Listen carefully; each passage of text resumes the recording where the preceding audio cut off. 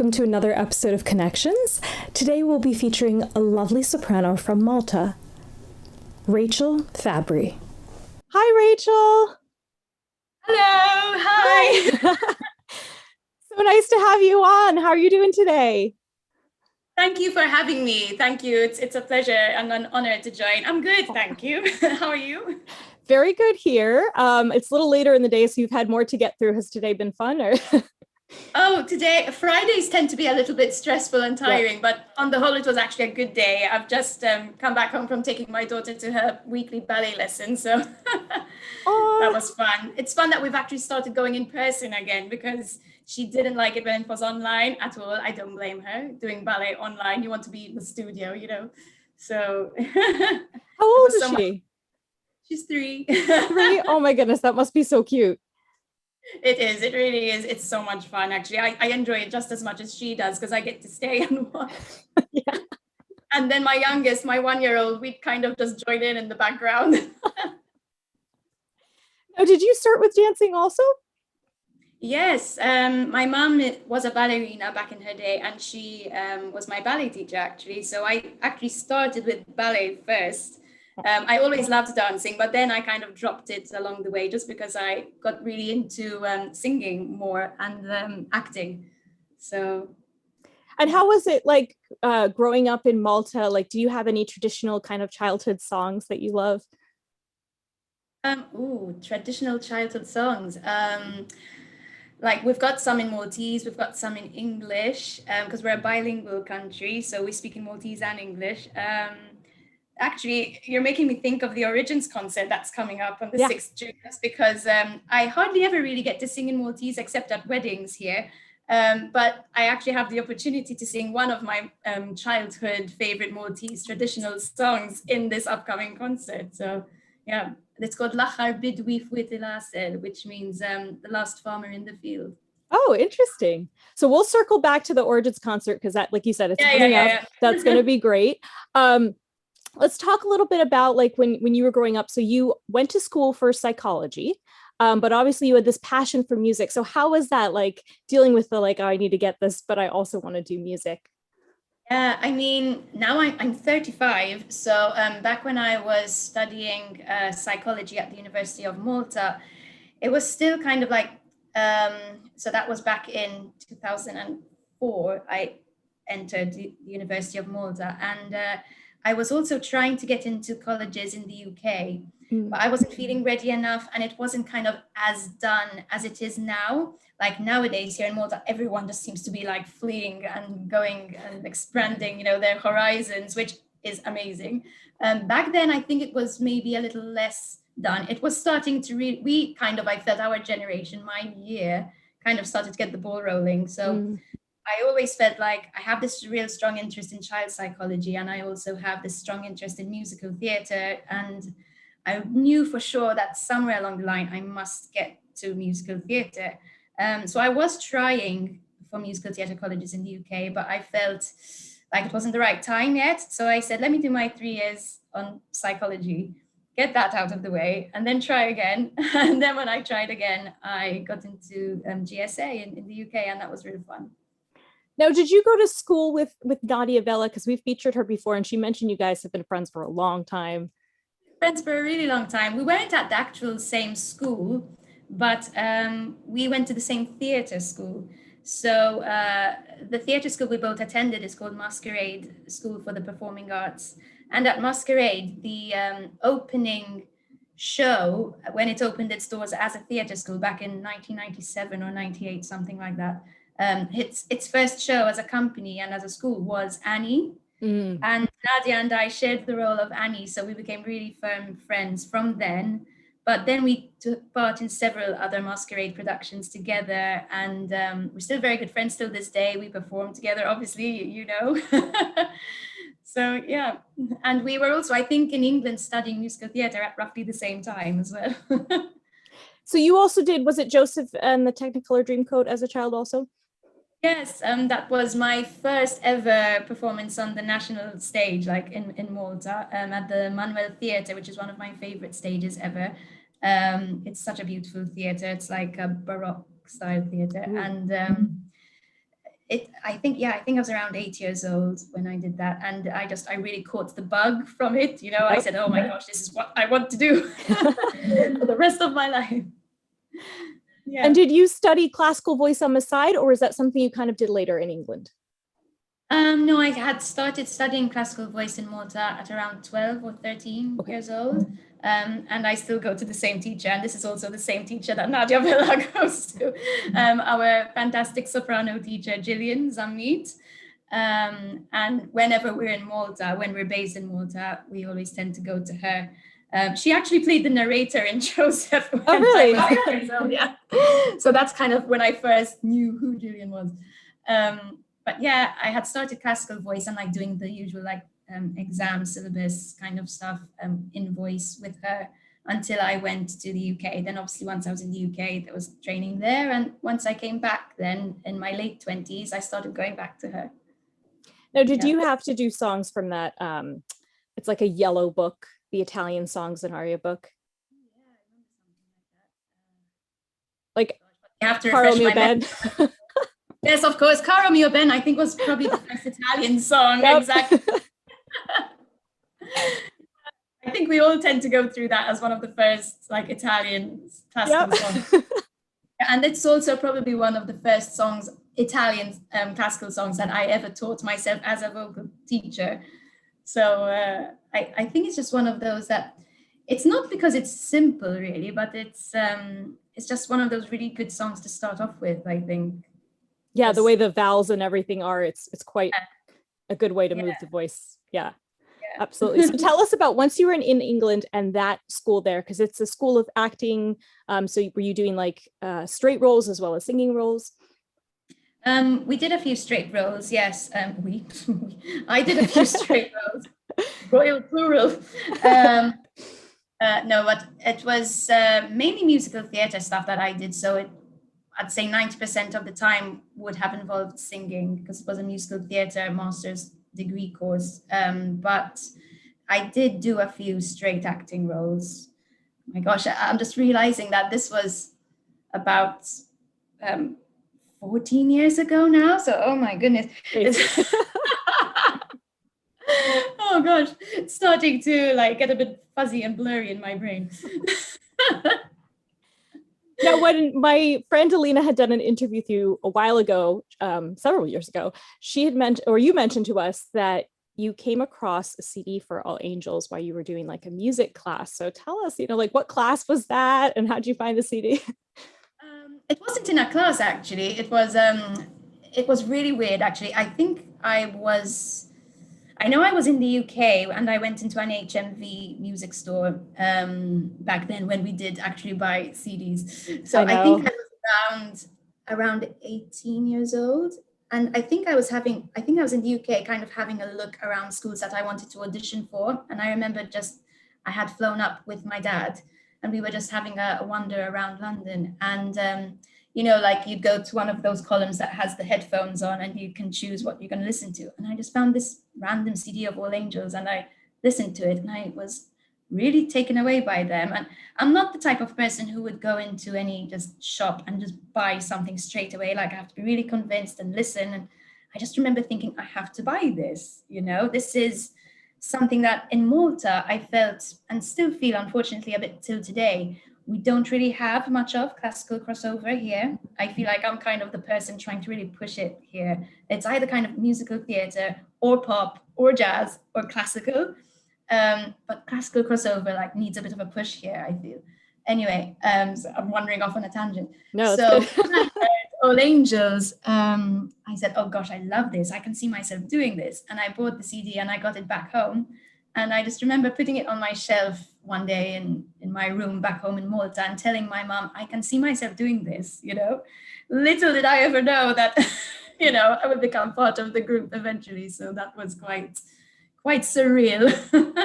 So because I remember seeing Laura Wright obviously decided to leave. And I remember seeing like the announcements they were looking for somebody. So were you already there studying school when you this kind of happened or?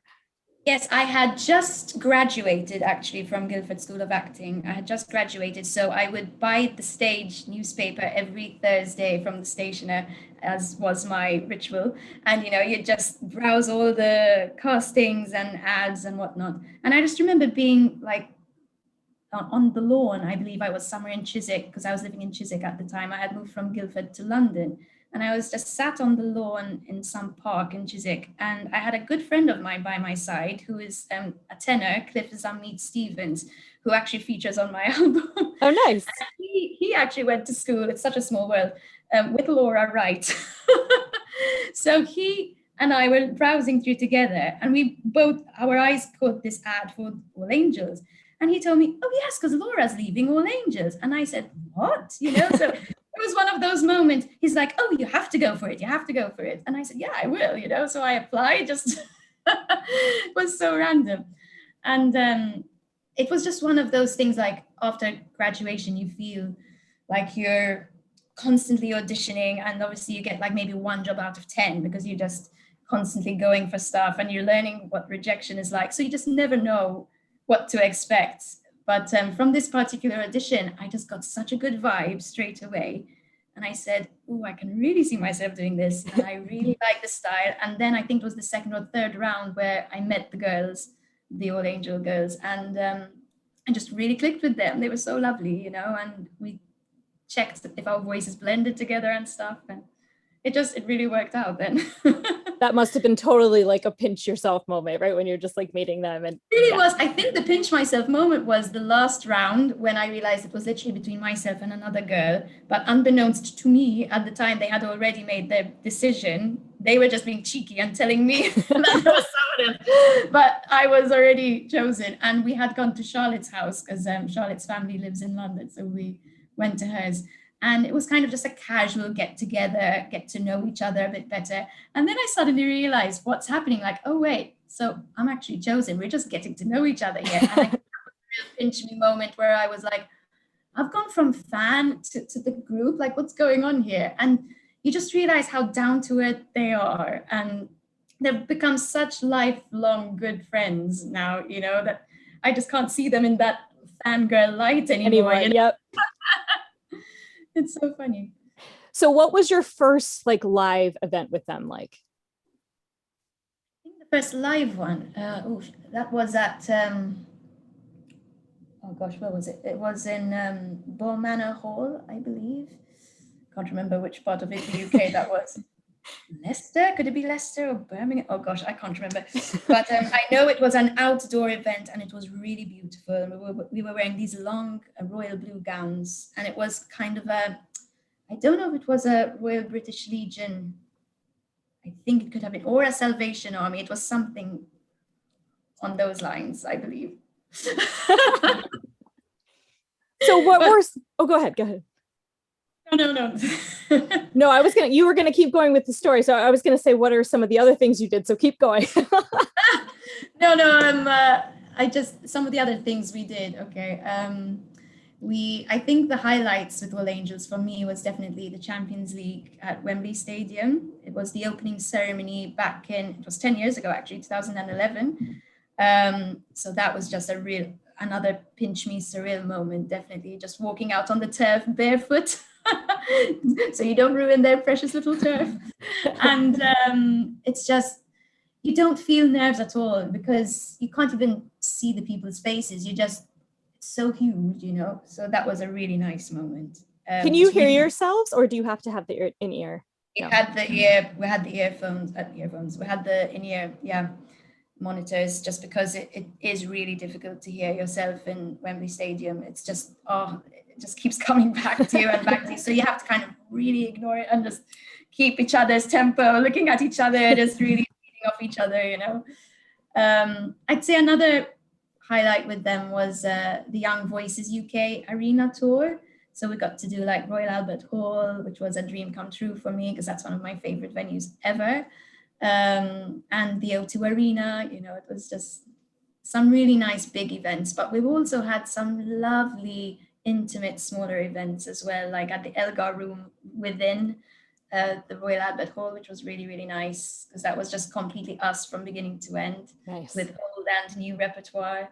And then a couple of years ago, I think it was 2 years ago now, we had a reunion, not really a reunion, like an anniversary concert, which was really nice.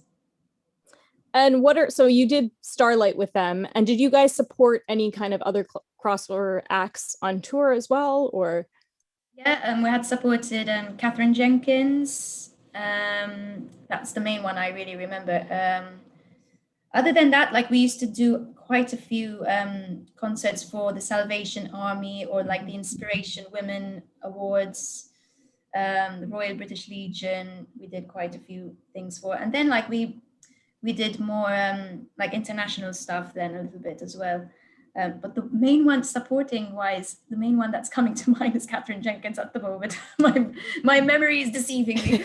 No, you're good. What is that like? Because she seems to put a lot of production into her concerts too. So kind of what was that experience like? It was an outdoor event actually. Okay. It was a Nottingham outdoor concert.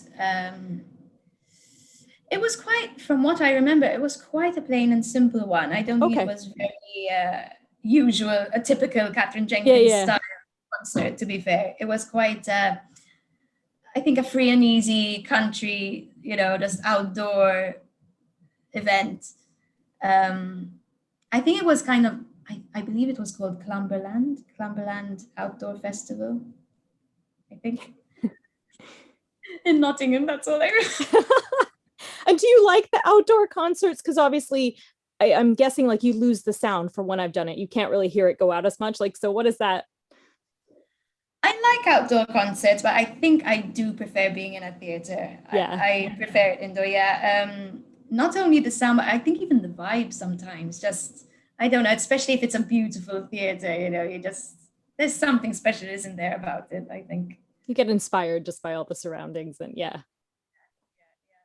I think just, I'm not saying I don't like outdoor events, I really do.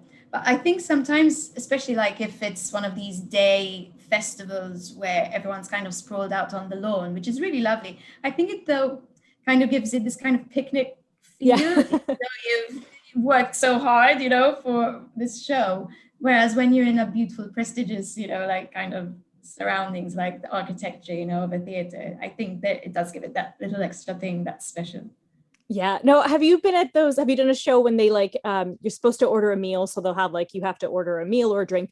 And I don't know, I went to watch somebody, I felt so rude. I was like, I'm eating while she's singing. Like, it was so Yes, yes, yes. In fact, our anniversary concert a couple of years ago was exactly like that. It was at the Pheasantry in London, and I've actually had my London solo album launch quite a few years ago now in London at a different Pheasantry venue where the same thing, people are eating and drinking, and I don't know, I think I'm kind of used to it just because before I had even gone up to the UK, I always kind of gigged, even like pop gigs Mhm. in Malta. So I was kind of used to it in that sense. And even when I came back, I sometimes did a few of these types of gigs. So I think what I'll never probably get used to is the fact that it's not, because it's not an actual gig and you've put so much work into it that then, yes, you have to kind of remind yourself this is not a gig, yes, there are people drinking and eating, but you still have to kind of give that caliber, don't you? Like, Yeah, yeah. no, it was weird as an audience member. I just felt so rude. But at the same time, I guess it takes some of the stress off, right? Because you like Yes, they're not yes, sitting there analyzing you either. yes, exactly, totally, totally. And I feel the same when I'm an audience member and I'm doing that. I feel you. I think because we're performers, Yeah. we feel for the performer, obviously, so much more. So when did your role start in the UK? Because you were part of this really cool series. I think it was called The Best of Rock, Rock of Ages. No. Yeah, yeah, yeah. They do an annual. Well, obviously last year they had to kind of stop for a while because of COVID, but it's kind of this new annual series, I would say. So like every year they'll do the best of, I don't know, Disney, the best of rock. So it happened to be this was the best of dot dot dot rock musicals, and Hugh Wooldridge, this fantastic director in the UK, came over to Malta and had cast me in the role of Mary Magdalene for Jesus Christ Superstar here. And he actually called me up to be a part of this show that he was putting together.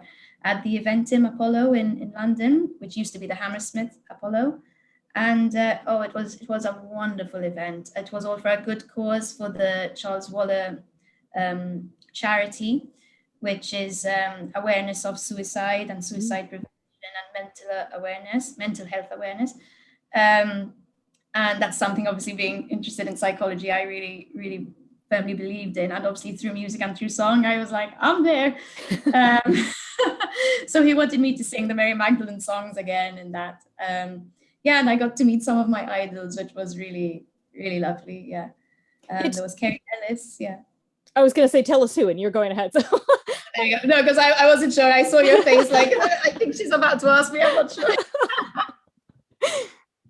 Yeah. There was Kerry Ellis, who, as we all know, is a fantastic Elphaba and originated the role of Meat in We Will Rock You. And she is just a powerhouse. So she's just so admirable. And I had so many questions for her because she's got two little ones. At the time, I still had one little one and I was finding it so difficult. And I said, like, how are you managing? Like, give me some tips. She was just so relaxed about it, just really lovely and down to earth. And there was Adam Pascal and Judy Kuhn. And me being a huge Disney fan, just seeing Judy Kuhn, the real Pocahontas in person, I was just... Yeah. Yeah, that was definitely a big highlight as a solo artist. Yeah. And had you released your album already then? Yes. The album came around in 2015.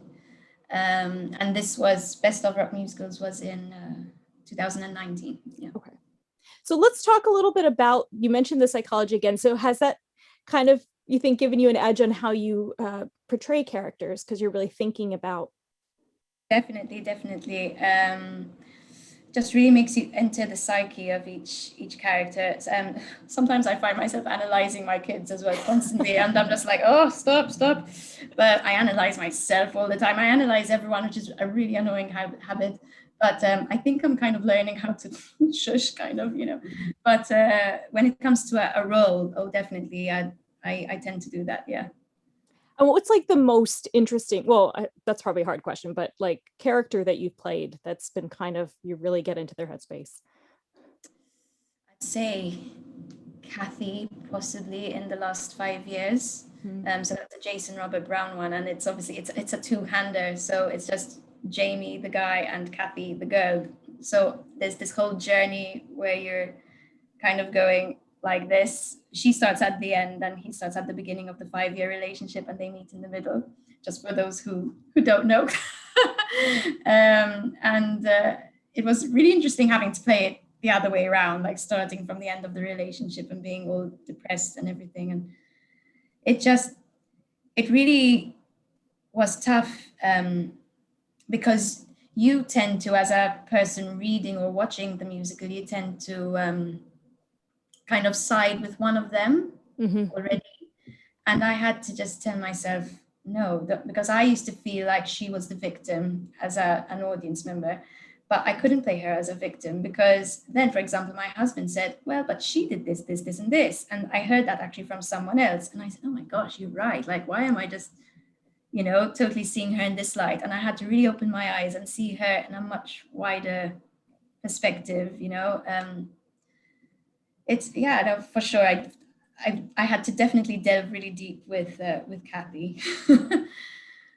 She goes through some really tough moments, and to be honest, at the time when I had played her, it was a time that I had actually been going through a really difficult period, a very difficult year as well, and it was also a very tough month when I had played the role. So I had really tried to put my own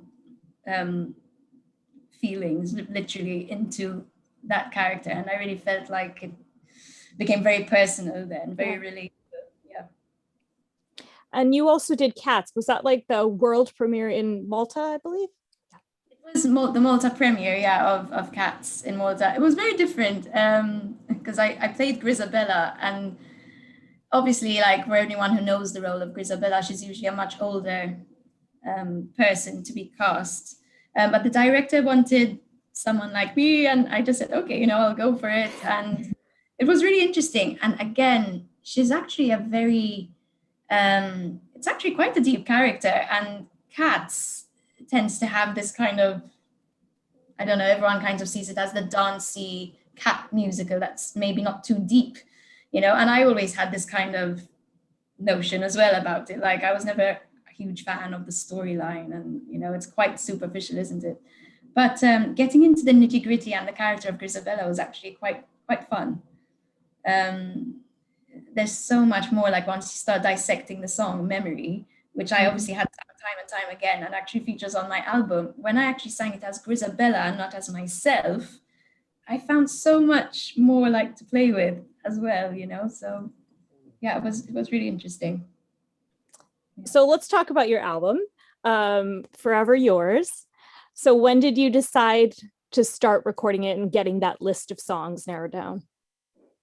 Um, so let me start from this. I much prefer live theater, definitely. So even like with All Angels, when we do live events, I was all there. As soon as we got into a studio, I mean, now I've come more to terms with it and I kind of enjoy it more now. But back then, especially, I was quite green with recording. And I just remember being like, what am I doing? With All Angels and stuff, and even my own stuff.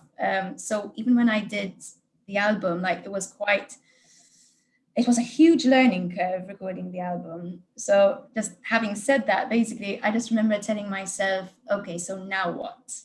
I had just got married. I was back in Malta. I was doing quite a bit of work, singing and teaching, but it came to a point where I said, okay, now I need to make some work for myself. I want to create, I want to do something different.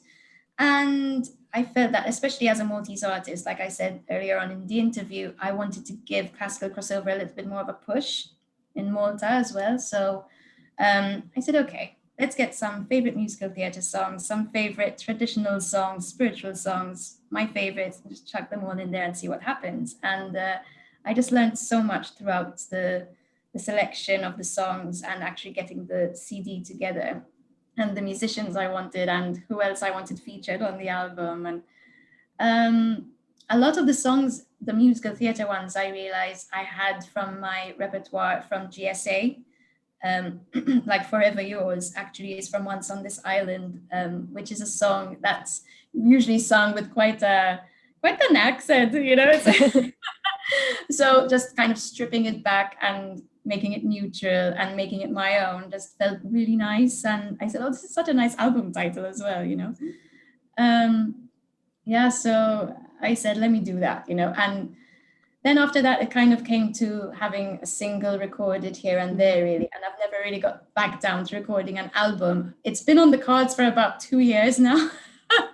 But because my kids came along and then COVID came along, it keeps being postponed. But I wish to kind of get back into it at some point. So you also had like, as a part of like, you did the album, but then the big part was like the release concerts that you did as well. Yeah, definitely. Because again, like I said, I love the live element, So I think even though because, CDs don't sell as much as well. So this is where it's getting a bit tough for me now as well. Like I'm thinking, should I record another album when I get down to doing it? Should I do it just digital? Should I go for the CD route again? But that's why I really wanted a live album launch as well, because once I did have actual physical CDs, I said this is the perfect place to sell them, of course. So yeah, no, it's a hard thing to decide. Obviously if you have like fans that want to support you with it, it's great. And I think that there is still a lot of love for physical albums, but you also don't want to like end up with a box, right? That's it. I mean, like I had actually gone to proper CD music shops here in Malta to get my CD going, but I realized I made so many more international sales than I did locally, which was quite funny, and definitely many more online, like digital purchases than actually physical. However, having said that, I do feel that there is, like how you're saying, there is a demand, there is a want, there is a love for the physical CD in classical crossover fans, I feel. In Malta, though, however, I don't feel it's there. So there's this part of me like, do I want it kind of to be something for here, like maybe to get the people here more interested. Maybe it should just be digital for the next one, Yeah, yeah. or I don't know. It's something I have to really properly think about, I think. I know it's like all the when you're putting the album together, like what can you get them? Because it's hard to get people to buy music now. I mean, I think classical crossover fans are actually really good about that, but Yes. it's yeah, it's a struggle. Yeah, but I agree with you. I do think classical crossover fans are really dedicated, and they really do support the classical crossover artists, definitely. Yeah. So tell us, you mentioned your kids. So you have two kids now.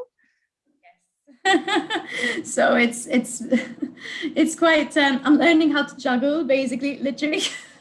No, not literally. But I am trying to learn how to juggle being a mom of two and being an artist as well as being a vocal coach. So I think when I had one, it was definitely much easier, obviously, because I had one. But my youngest was actually born during COVID. So I really felt it last year. She was born into a lockdown over here. So like we didn't really have much help or anything. And it was quite sad because like family and friends couldn't see our baby, Yeah. for about 2 months, which was quite sad. But at the same time, though, it was nice because you didn't have the rush and craziness of life or having to be there and having loads of visitors. So it was actually quite relaxed as well. Um, but I do think because I was 24/7 inside a house with, pardon me, with my family, with my kids, that I had to, for a while, just put me as a singer and as a performer aside Right. and just, take care of my kids. And now that the ball is rolling and things are starting to finally look up a bit, and my daughter is now going to, pre-grade kindergarten school, and it was also a blessing that that actually opened because there was a while where we weren't sure. But even for my little one, like now she's walking, so obviously they're not going to remain young forever. But so I am really happy that I've had that time with them, which is never going to come again, Yeah. and it's just so nice to have this time with them. But having said that, I am really trying to get back into the scene, obviously, as well. It's also important for them to see me as a working mom too, not just, Yeah. So like even teaching wise, like they know me teaching online now, which is so weird. I'm not a fan of teaching online. Yeah. When it comes to singing, it's like, so yeah, I'm really hoping that we can have that I can have students live again, because I used to teach private students at my own home. So I did feel quite, like I'm not sure if I want to get people in my home with COVID and all that stuff Yeah. going on. So I haven't got around to doing it yet, but probably very, very soon. But I do also teach. Now we've actually started to teach live again at the school where I teach, which is really nice. And you were the head of the school that you went to as a young person, right? For a while, Yes, yeah. yes, yeah, just for a little while, for about 4 years. When I came back from the UK, I was head of music at Masquerade, which was really, really fun. But then I had to kind of step down just because we wanted to have a family, and then I felt like I couldn't cope anymore, so I had to kind of put back the hours a bit. Yeah, no, understood. Now, have you found a lot of people, I've read articles when they have children, they said like the way that they breathe and everything kind of changes. Did you find that like your voice has kind of changed? Definitely, definitely. It's funny because I have actually had this conversation with quite a few singing moms. Yeah. So it's funny that some of them actually have had no changes whatsoever, and some have. I fall under the category of have. Just because hormones are so unique and different to every person, Yeah. and obviously the hormones that are to blame. So after I had my first child, like I felt, because I was always a high soprano, and then suddenly it was like, ooh, okay, some of those high notes aren't there anymore. I'm definitely just soprano now. I wouldn't call myself a high soprano anymore. So then I also suddenly felt after I had my first one that my lower range really opened up as well. Mm-hmm. I gained access to notes I never had down there before, which was quite amazing. Then when I was pregnant with my second, I just really felt my range really expanding, like both ways was really nice. And I was, especially when I was really big towards the end, I just felt like the muscles, are obviously kind of having to work so much carrying the baby that, I mean, this is obviously very personal because everyone just feels it so differently, but this is the way I felt. Just, I remember doing a show just before COVID hit when I was 8 months pregnant. And I just felt like really good about engaging my muscles and anchoring and all that stuff. And then, however, after I did have my second and COVID hit and like I couldn't go out and whatnot, I did really feel a struggle for a few months. I just felt like I couldn't get the support to work, breathing, muscle wise, especially. I'm still struggling a little bit till today, but obviously not in the same way. It's just like the first 6 months, I would say I was really struggling. And even vocally, like I was feeling, oh, it's a little bit weak, especially because I didn't have that support Yeah. going. But yeah, now I feel like it's slowly coming back, slowly coming back. Yeah. And throughout the COVID, you've been doing your own online shows. You've done shows with Songbirds, and you do have this fun concert coming up with Julie Hales, Wendy Carr.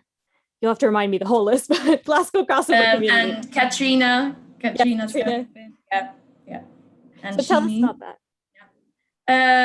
Yeah, I have to say, first and foremost, how grateful I am to the Songbirds team, just because they really kept us all afloat during such difficult times in this past year. And it actually really helped me after having a baby to get back into shape a little bit as well, because the first concert I remember doing for Songbirds, I was like, oh my gosh, Rachel, you really need to get your act together. You need to come back into this, So suddenly that was also where I realized, like, oh my goodness, I'm not just singing and thinking of the song and performing it as a singer and as an actress. I'm thinking of, the camera, the angle, the sound, and I was going insane.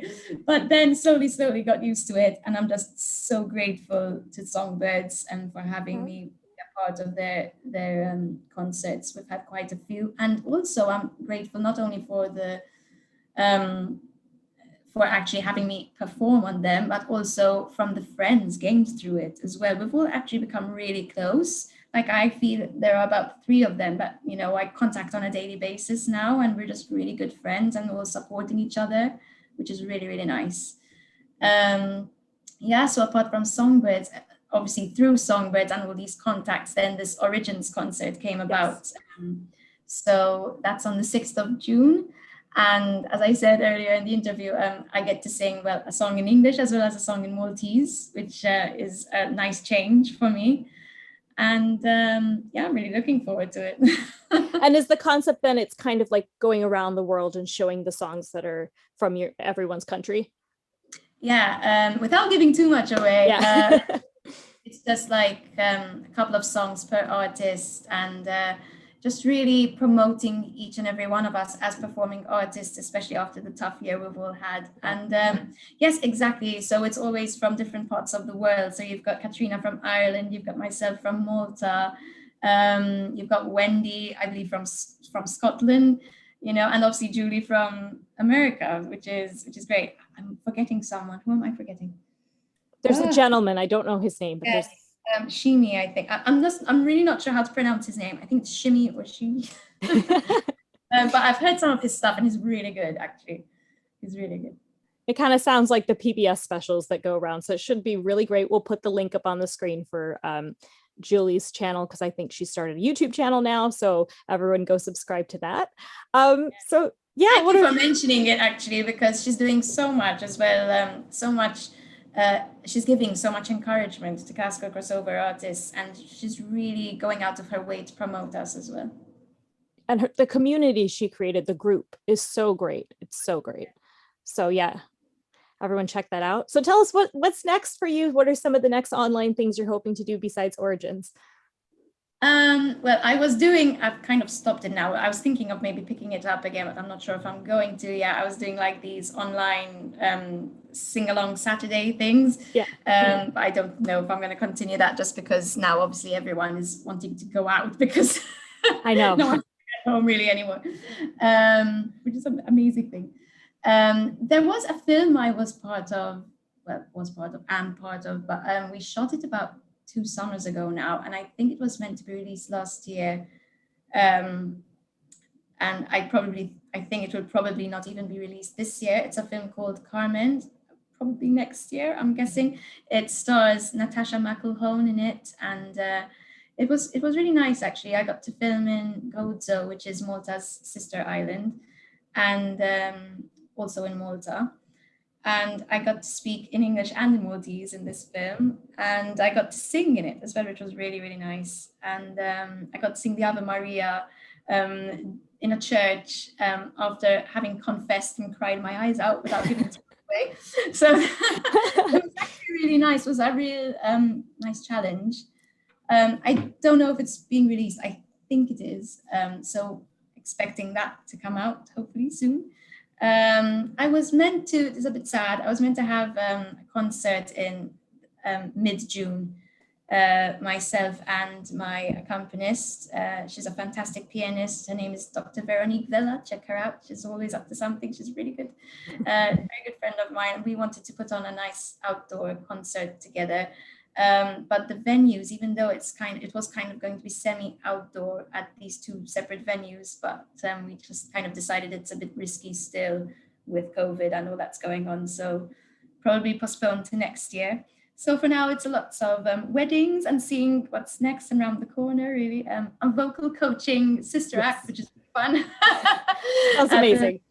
Yeah, it's so much fun. It's at this college. Well, it's not really a college. It's more of a company, I'd say, called Studio 18, which is run by one of my best friends. Check it out. Sorry, I had to mute there because my dog is really snoring. So, but that did you say he's snoring? He's snoring. Did you say completely? Yeah, and pugs are so loud, so I didn't want to interrupt you. I bored you, little pug. How cute. No, she can't hear you, otherwise she'd be totally enamored. But of course you're wearing headphones. Thanks so much for coming on. It's so fun to chat with you. I mean, you've been from my one of my favorite groups, All Angels, so it's so lovely to chat with you. Thank you so much. Thank you for having me. It's been a real treat. Thank you. And everyone, check out the concert. Check out, you have your album and several singles, beautiful videos on YouTube. So we'll link all that. And we look forward to seeing you next time. Yeah. Thank you very much. Bye, Rachel. Bye. Thank you.